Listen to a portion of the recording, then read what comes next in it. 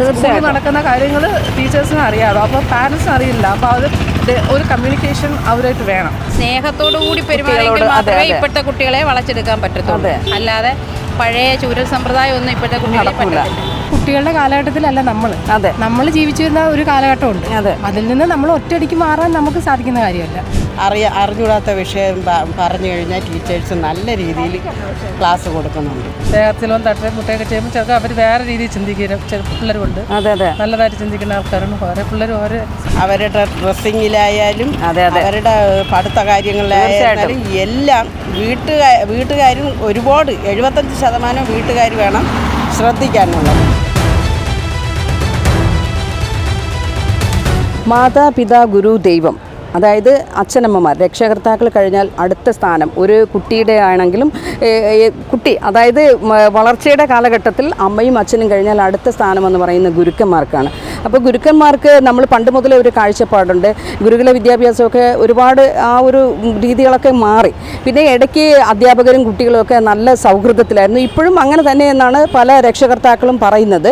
അതായത് കുട്ടികളും രക്ഷകർത്താക്കളും തമ്മിലൊരു ബന്ധത്തിലൂടെ, അതായത് നല്ല രീതിയിലുള്ള ഒരു പറയാനായിട്ട് ആരോഗ്യപരമായിട്ടുള്ള ബന്ധത്തിലൂടെ അവർക്ക് കുട്ടികൾക്ക് സംശയങ്ങളൊക്കെ പറഞ്ഞു കൊടുക്കുന്ന നല്ല രക്ഷകർത്താക്കൾ. കാരണം ഇവർ രക്ഷകർത്താക്കൾ തന്നെയാണ് പിന്നീട് അധ്യാപകരായിട്ടും സ്കൂളുകളിൽ ചുമതല നോക്കുന്നത്. അപ്പോൾ അത്തരത്തിൽ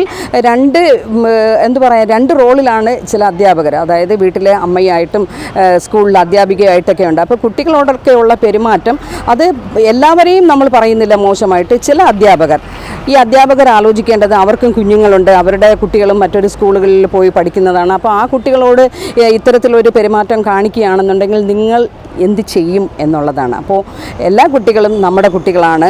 അങ്ങനെ തന്നെയാണ് രക്ഷകർത്താക്കൾ നമ്മുടെ അധ്യാപകർ കാണേണ്ടത്. എല്ലാ കുട്ടികളും നമ്മുടെ കുട്ടികളാണ്. അങ്ങനെ ആ ഒരു രീതിയിൽ കണ്ട് ആ കാഴ്ചപ്പാടിലൂടെയാണ് പോകുന്നതെന്നുണ്ടെങ്കിൽ നമുക്ക് വേറെ പ്രശ്നങ്ങളൊന്നും ഉണ്ടായില്ല. കഴിഞ്ഞ ദിവസം നമ്മൾ അറിഞ്ഞായിരുന്നു ഒരു കുട്ടി ആത്മഹത്യ ചെയ്തു. ആത്മഹത്യ ഒന്നിനും പരിഹാരമല്ല എന്നുള്ളതാണ് ഞാൻ കുട്ടികളോടും എല്ലാവരോടും പറയുന്നത്. ആത്മഹത്യ ഒരിക്കലും ഒന്നിനും ഒരു പരിഹാരമല്ല. നമ്മൾ ജീവിക്കാനാണ് ഭൂമിയിൽ വന്നിരിക്കുന്നത്. അപ്പോൾ എന്ത് പ്രശ്നങ്ങളെയും തരണം ചെയ്ത് ജീവിക്കുക. അപ്പോൾ ഇതിനെക്കുറിച്ച് എന്താണ് നമ്മുടെ സമൂഹത്തിലുള്ളവർ, അതായത് നമ്മുടെ പറയാനായിട്ട് പ്രേക്ഷകർ എന്ന് തന്നെ പറയാം, അവർ പറയുന്നത് എന്താണെന്ന് നമുക്ക് കേട്ടു നോക്കാം. ടീച്ചേഴ്സ് എന്ന് പറയുന്നത് സ്കൂളിൽ അമ്മമാരായിരിക്കും. അതെ, തീർച്ചയായിട്ടും. അപ്പോൾ കുട്ടിയെ ശരിക്കും ഞാനും അമ്മയാണ്.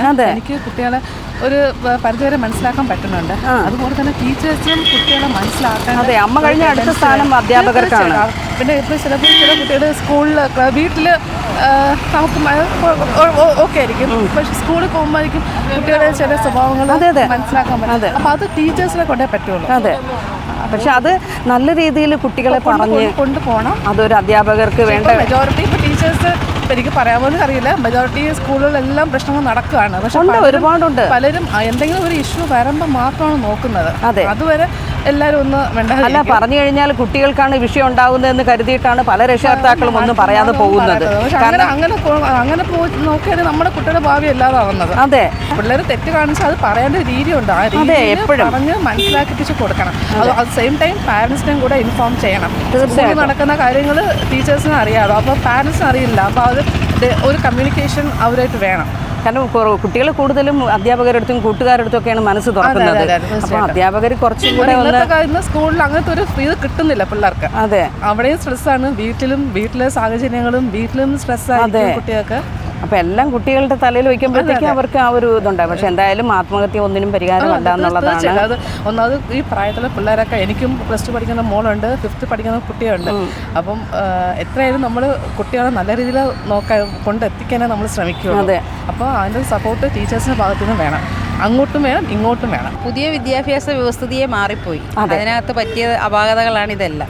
കോവിഡ് സമയമൊക്കെ വന്നപ്പോഴത്തേക്ക് ഓൺലൈൻ ക്ലാസ്സുകളൊക്കെ വന്നപ്പോൾ കുട്ടികൾക്ക് ഓൺലൈൻ മാധ്യമങ്ങൾ ഫ്രീ ആയിട്ട് കൈകാര്യം ചെയ്യാനുള്ള അവസരങ്ങളുണ്ടായി. നല്ല ഏത് ചീത്തയായിരുന്ന കുട്ടികൾക്ക് തിരിച്ചറിയാൻ പറ്റാതെ അതിൽ നിന്ന് പറ്റുന്നതാണ്. കുറച്ചൊക്കെ നമ്മുടെ വീട്ടിലുള്ളവർ രണ്ടുപേരും ജോലിക്ക് പോകുമ്പോൾ കുഞ്ഞുങ്ങൾക്ക് ഇതെല്ലാം കൂടുതൽ ഉപയോഗിക്കാനുള്ള അവസരങ്ങളും ഉണ്ടായി.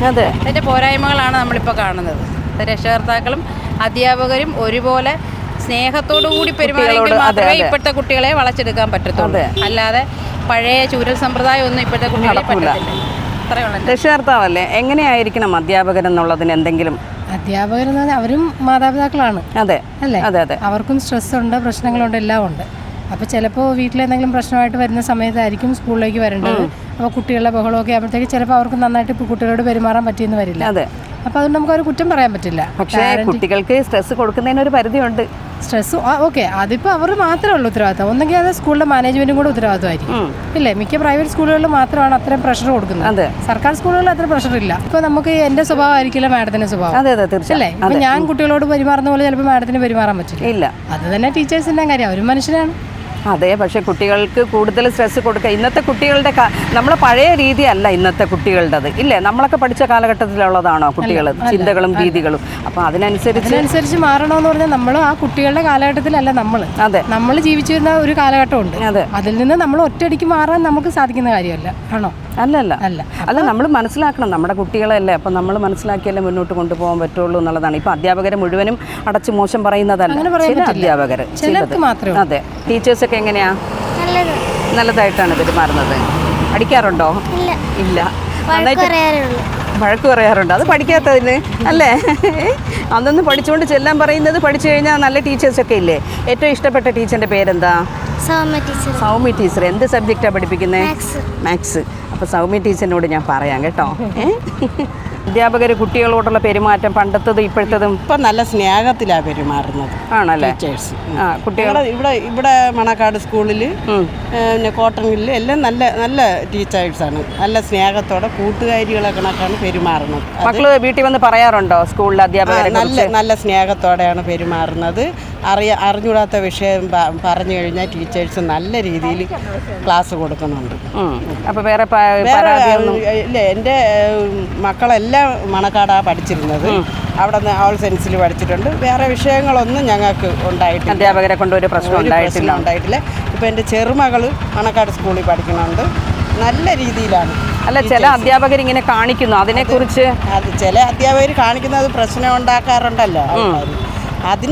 അതിനെക്കുറിച്ചാണെന്നുണ്ടെങ്കിൽ അങ്ങനെയുള്ള ഒരു അധ്യാപകരായിട്ട് ഇരിക്കാൻ പാടില്ലെന്നാണ് പറയുന്നത്. ഇപ്പോഴത്തെ കാലഘട്ടത്തിൽ പെൺകുട്ടികളായിരുന്നാലും ആൺകുട്ടികളായിരുന്നാലും പല വിഷയങ്ങളിലും അവർ ഏർപ്പെടുന്നുണ്ട്. അതെ അതെ. അത് നമ്മൾ വീട്ടിലിരിക്കുന്ന മാതാപിതാക്കളും ശ്രദ്ധിക്കണം.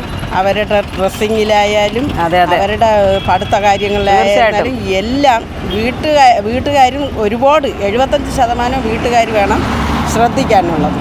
അത് കഴിഞ്ഞ് വേണം അധ്യാപകർ പഠിക്കാൻ ചെല്ലുന്നത്. അവിടെ ഇപ്പോൾ ഒരു ക്ലാസ്സിൽ 50 കുട്ടികളിരിക്കുമ്പം ഒരു കുട്ടിയെ മാത്രം നമുക്ക് ശ്രദ്ധിക്കാൻ കഴിയില്ല. അതെ. അപ്പോൾ ടീച്ചേഴ്സ് പിന്നെ ശ്രദ്ധയിൽ പെടുകയാണെങ്കിൽ ടീച്ചേഴ്സ് ഉടനെ രക്ഷകർത്താവിനെ അറിയിക്കണം. വാട്സാപ്പ് ഉണ്ട് സ്കൂളുകളിൽ തന്നെ. ഇപ്പോൾ മാതാപിതാക്കൾക്കുള്ള ഫോണിൽ ഗ്രൂപ്പായിട്ടും വാട്സാപ്പിലും ഒക്കെ എല്ലാ വിഷയങ്ങളും ഇടുന്നുണ്ട്. അതുകൊണ്ട് എല്ലാ കാര്യങ്ങളും ഇപ്പം നന്നായിട്ട് അറിയാൻ കഴിയുന്നുണ്ട്. അന്നുള്ള കാര്യങ്ങൾ അറിയാൻ പറ്റുന്നുണ്ട്. അന്നുള്ള കാര്യങ്ങൾ അറിയാൻ പറ്റുന്നുണ്ട്. കുട്ടികൾ പഠിച്ചില്ലെങ്കിൽ പറയുന്നുണ്ട്.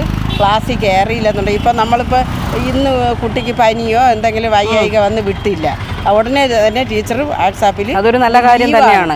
ലീവാണെന്ന് ഇടുന്നുണ്ട്. അപ്പോൾ നല്ല കാര്യങ്ങളുണ്ട്. ഇടയ്ക്ക് ഏതെങ്കിലും ഒന്നോ രണ്ടോ പേരാണ്. അത് നമ്മൾ എൻ്റെ അഭിപ്രായത്തിൽ, എൻ്റെ സ്വന്തം അഭിപ്രായത്തിൽ നമ്മളൊരു 75 അല്ല 80% ആയിരുന്നാലും വീട്ടിലുള്ളവരാണ് നമ്മൾ കൂടുതലും കുട്ടികളെ ശ്രദ്ധിക്കേണ്ടത്. ഇപ്പോഴും ഞങ്ങളെ മക്കൾ പഠിച്ച സമയത്തൊന്നും അങ്ങനെയുള്ള ഇതില്ല.